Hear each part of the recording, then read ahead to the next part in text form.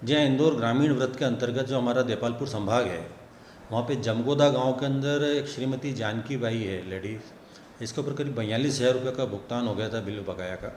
लंबे समय से इनको पैसे भरने के लिए परसुएशन किया जा रहा था, लेकिन इनके द्वारा कोई रिस्पॉन्ड नहीं किया जा रहा था।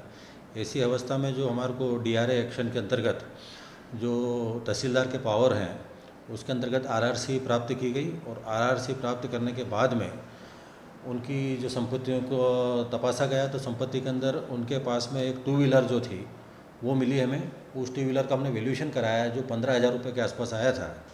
उसका विधिवत रूप से ऑक्शन किया गया तो उसके अंदर वो 15,650 रुपये में वो ऑक्शन हुआ।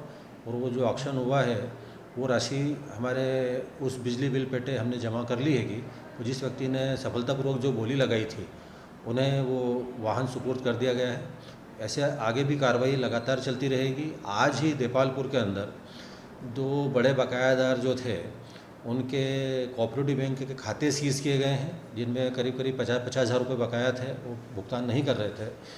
और उन खातों के माध्यम से भी हम राशि वसूलने का काम करेंगे।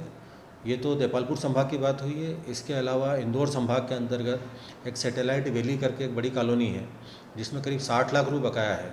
सैटेलाइट वैली के जो कर्ता धर्ता हैं, कॉलोनाइजर्स हैं, उनकी विभिन्न संपत्तियों का पता लगाया है और उनके बारे में भी हमने RRC प्राप्त कर ली है।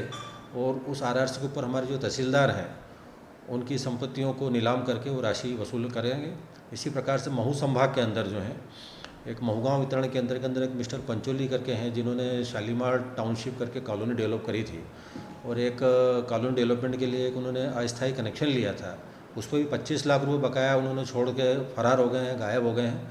उनके भी वहाँ पे कुछ प्लाट हमने चिन्हित किए हैं, वहाँ पे भी हमने RRC जारी करवा कर नीलामी की कार्रवाई की जा रही है।